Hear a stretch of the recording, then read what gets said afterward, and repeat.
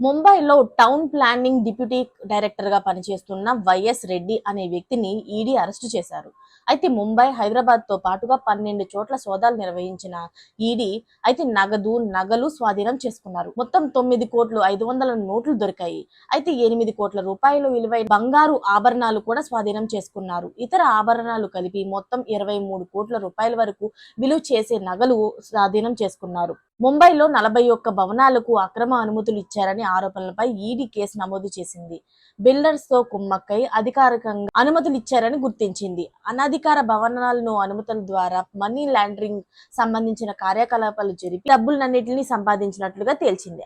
అయితే ఈ కేసుని prevention of money laundering act కింద 2002 కింద నమోదైతే చేశారు. ఈడీ హైదరాబాదు మరియు అలాగే ముంబైలోని వైఎస్ రెడ్డి నివాసాల కార్యాలయాల్లో సోదాలు నిర్వహించి అక్రమ ఆర్థిక లావాదేవీలకు సంబంధించిన ఆధారాలను కూడా సేకరించింది. అయితే అక్రమ నిర్మాణాలకు అధికారికంగా అనుమతులు ఇచ్చిన ఇతన్ని హైకోర్టు అయితే చర్యలు తీసుకొని అలాగే కూల్చివేతలకు ఆదేశించింది. అయితే ఏవైతే అనుమతులు లేకుండా కట్టారో అవన్నీ కూడా కూర్చేయాలని హైకోర్టు అయితే తీర్పిచ్చింది. దీనికి సుప్రీంకోర్టు కూడా మద్దతు ఇచ్చింది.